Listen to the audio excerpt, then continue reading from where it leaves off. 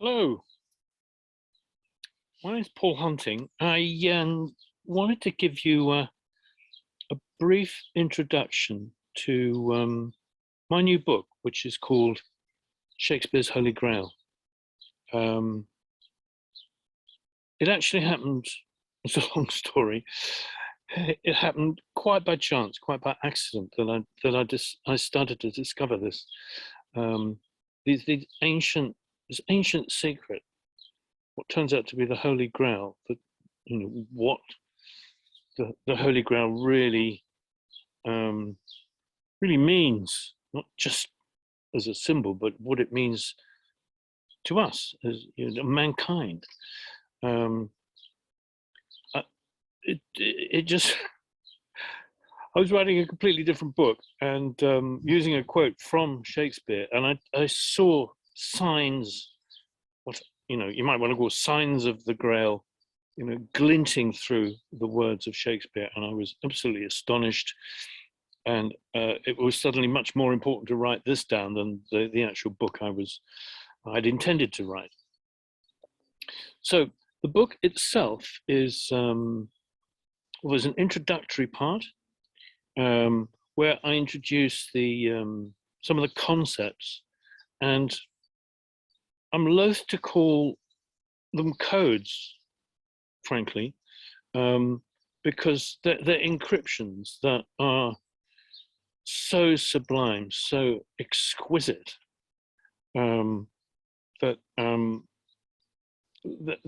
they are fascinating in and of themselves, regardless of what meaning it can be attributed to them.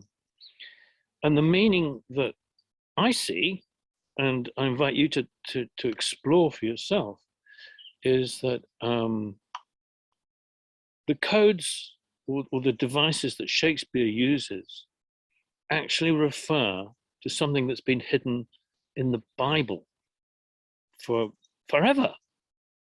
I mean, this goes back thousands and thousands of years. So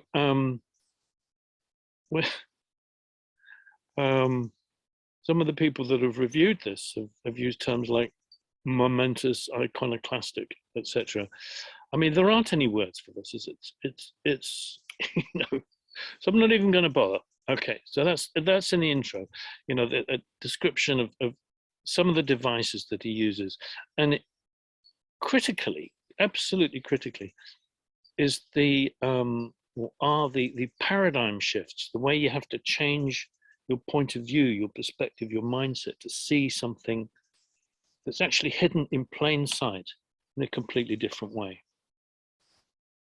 Okay, so the rest of the book is divided into three parts. One explores Macbeth, the other explores Hamlet, and the third explores The Tempest in relation to each other.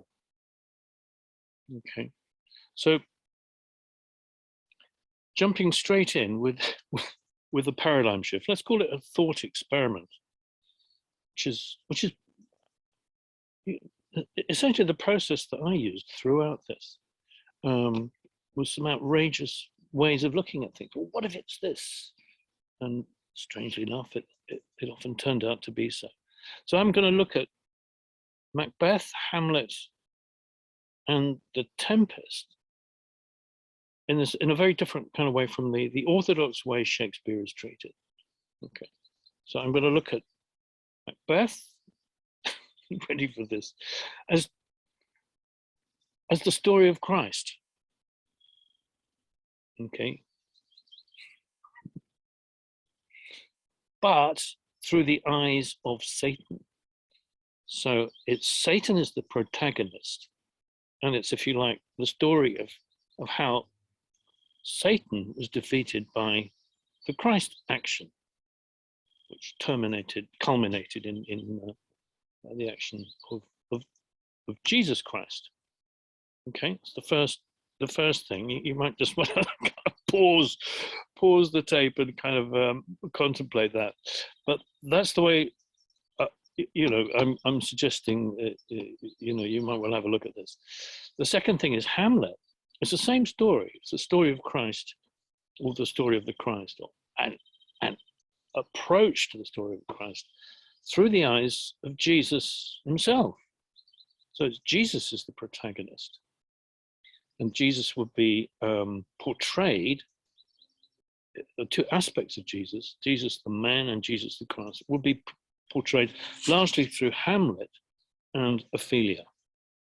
And then in the third part, the Tempest,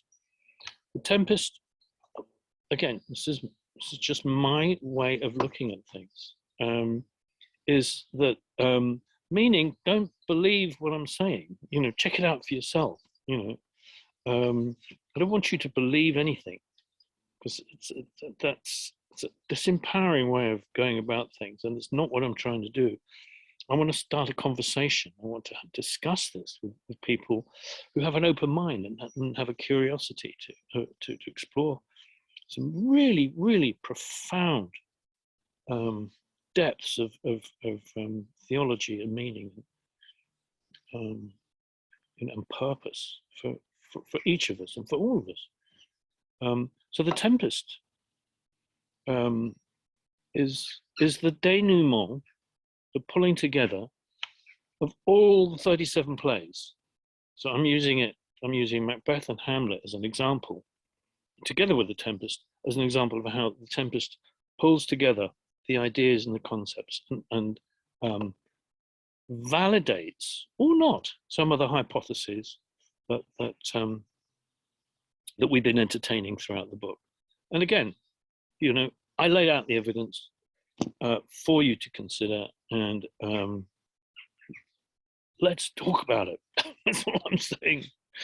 This is huge. It's absolutely huge. So just by way of giving you a wee taste of how this works, I'm going to introduce a few signs of the Grail that I've spotted in Macbeth. In fact, it was through Macbeth that I first started to catch a glimpse that, hey, he's actually talking about the Holy Grail throughout. This is where it started for me. So,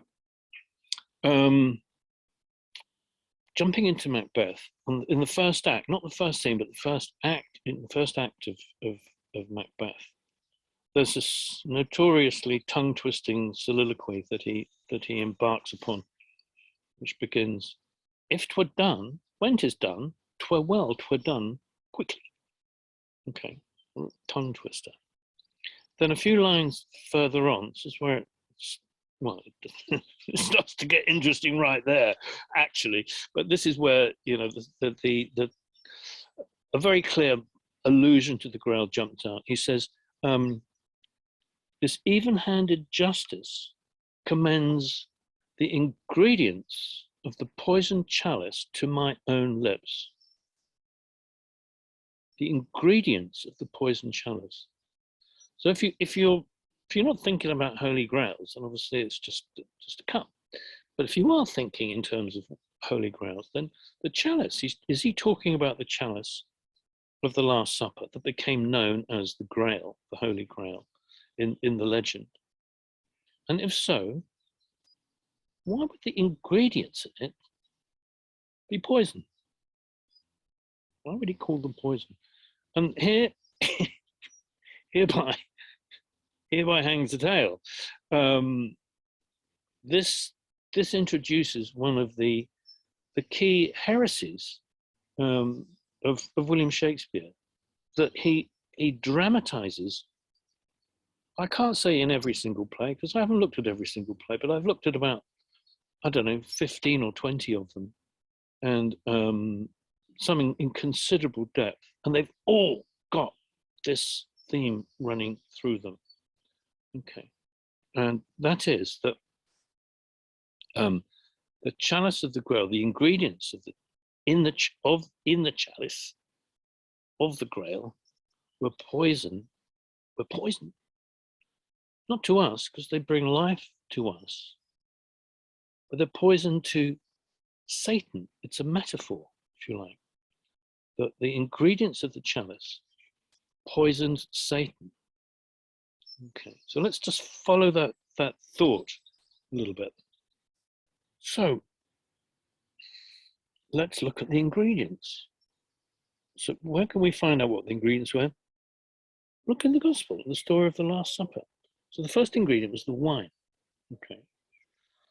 And so Jesus at the Last Supper says, pours in the wine, and he says, this is the blood of the New Testament shed for all for the remission of sin. This is the blood of the New Testament shed for all for the remission of sin. Okay, so remission of sin. Something to do with forgiveness, perhaps? Okay, so the other thing he said was in it was the bread. The bread was a symbol for his body. Okay, so the wine was the blood of the New Testament, shed his blood, and the bread was his body. So, and what he said was, the one to whom I give this sop, bread, dipped in wine, will betray me. So he dips the bread in the wine and he gives it to Judas, and Judas takes it. Right? Remember that? So that's effectively the first Holy Communion, the first absolution is given to Judas at that moment. Okay. And he knows that Judas is about to betray him. Now, obviously, he's allowing it to happen because it's necessary for all of these things to take place in order for the scripture to be fulfilled.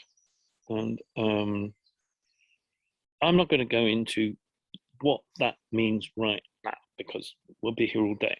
But obviously, it's a seminal part of the book and a seminal part of Shakespeare, extraordinarily.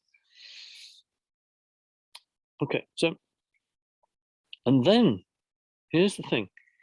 In the Gospel, it says, and after the sop, Satan enters into him. And he said to Judas, that you do, that thou doest, do quickly. Do quickly? Remember the first line of that? If 'twere done, when 'tis done, 'twere well to done quickly. It's an unusual word to find there in Macbeth. And there it is again in the Bible, in the Gospel. Do it quickly. Why does he want Judas to do it quickly? Because, here's my thought, because when it says Satan entered into him, it's ambiguous. Satan entered into whom? Well, yeah, obviously Satan entered into Judas. Well, it's obvious, but it's also, unlikely because it says earlier on that Satan has already entered into Judas when he took the 30 pieces of silver. So what Shakespeare is implying, and it's not just my kind of wacky idea, because it's in the play. He's saying, and I'll show you, he's saying that Jesus took, if you like, took the energy field out of Judas into himself. Satan entered into him, took it in giving Judas the absolution. He took Satan, which is the sin of the world, like the original sin, good and evil, the again, a heretical interpretation of what the original sin is, which, again, not going to go into in great depth here, apart from just to say, absolutely critical, seminal piece of, if you like, theology in the book. So he takes the sin of the world, Satan, into himself, okay, and he then goes to Gethsemane, prays, all the events at Gethsemane, and he's taken prisoner, he's taken to the trial, where he's mocked, crown of thorns, the wooden scepter, the robe, and scourged, mocked, crucified, all of this. And then, of course, he resurrects. So that's that's something that takes place before he's murdered the king, because he was contemplating the murder most foul of the rightful king, so he could usurp the throne, the crown of the king, which itself is a metaphor for what happened in the beginning with Lucifer. Lucifer usurped God, the soul, in man, and ruled in God's place inside us. Okay, so again, this is sort of deep theology that hasn't been allowed to escape into into common parlance. So moving on a bit, just after he does the deed, the murder, the gruesome, bloody murder, and then feigning innocence, okay, he's telling the sons of Duncan, the rightful heirs to the throne of the king he's just murdered, he's telling them, if you like, what he's done, but he's pretending, he's not telling them that he's done it, but he's telling them the consequences of what's happened. This is where it starts to get even more interesting in terms of the language he uses. He says, the wine of life is drawn. The wine of life is drawn. He's talking about the wine of the Last Supper is drawn. And he says the head, the source, the head, the source, the fountain of your father's blood, your royal blood, is stopped, cut off. So he's talking about the tree of life, which in Genesis was cut off in the beginning through the action of Lucifer and the serpent, Adam and Eve. So then we've got these huge allusions, not just to the Grail, but to the language, the etymology of the Grail, the Sang Graal, the royal blood, Sang Graal, because it's the royal blood. If you've seen or heard or whatever read the Da Vinci Code and all the historical research that underpinned the Da Vinci Code, called the Holy Blood and the Holy Grail. Brilliant. That was a brilliant book. Their whole thesis is that the Grail was called the Grail because it relates to the Graal, the Sang Graal, the royal blood, which is Old French for Sang Royal, royal blood. Okay. Their supposition was that the royal blood was in fact a bloodline, the bloodline of Jesus. And they speculated that Jesus survived the crucifixion, married Mary Magdalene, and sired a dynasty. They had children, which, a dynasty of children that are walking the planet, walking the earth to this very day. Okay. But Shakespeare takes that idea of the royal blood in a very different direction, far more, if you like, congruent with what it's saying in the Bible. Okay, so there's two references to the Grail, and here's the third thing of many. I've got in Macbeth alone, there must be 20, possibly even 30 references or motifs, biblical motifs that point to the whole story of the theology of if you like, the evolution of the soul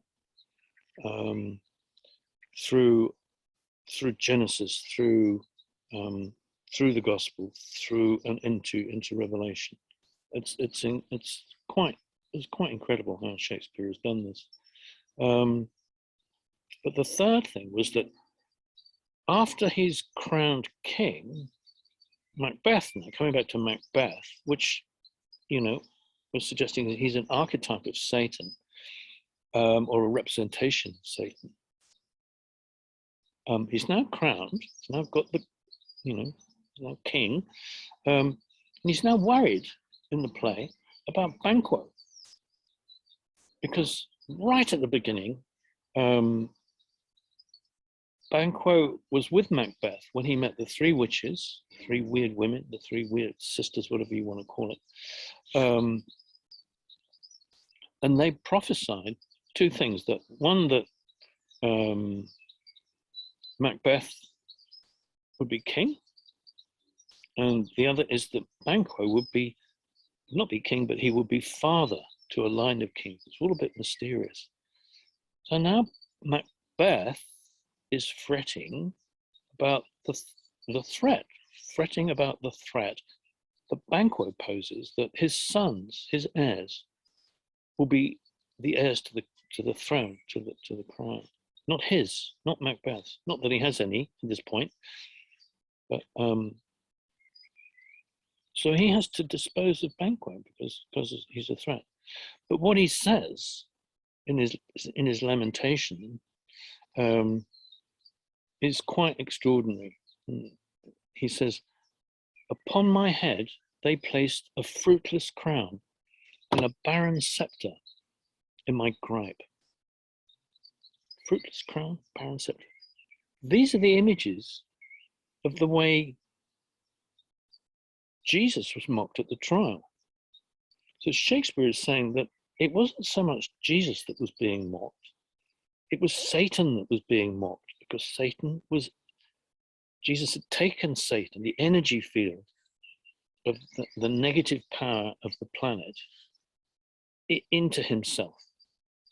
And when he died, when he sacrificed himself, his physical self, it fulfilled the scripture, and Satan was vanquished. Sin was now dead. Okay, and the soul, Jesus, the Christ, if you like, Christ is another word for soul. The Christ resurrected, it was set free. That means in all of us, not just Jesus. What's the point of that? It's all of us. Our soul, our Christ, our inner Christ, is liberated, it's free, and sin is dead. Okay. So is that how it feels? No. No. It isn't. Because A, nobody told us, and B, we've got work to do. We've got work to do, because if God has forgiven everybody for everything throughout all time, which is what this is suggesting, then our job is to forgive ourselves, because it is us. It is we ourselves, and the judgments we make towards ourselves and towards each other, and the conflict that creates, that keeps us trapped. It keeps us trapped from, it keeps us in guilt and misery and suffering and disease and war, you know, all of that stuff. Okay, because we lack the awareness of what has already taken place. So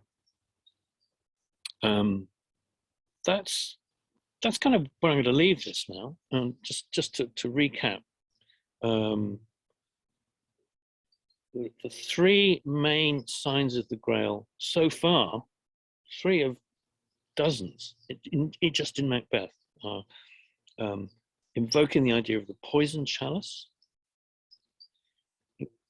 invoking the idea of the royal blood, the sang graal, and again invoking the idea that it wasn't so much that Jesus died on the cross, but it was Satan that died on the cross. He was the one wearing the crown of thorns. He was the one being mocked, holding the wooden scepter, the meaninglessness of his rule. Okay, so that's a little taste of Shakespeare's Holy Grail. Do please get a copy of the book and get in touch. Let's have a conversation about this and see what it means, really. That's why I'm doing this. I think it's absolutely fascinating. So hopefully meet you, see you, get to know you very soon. Thank you.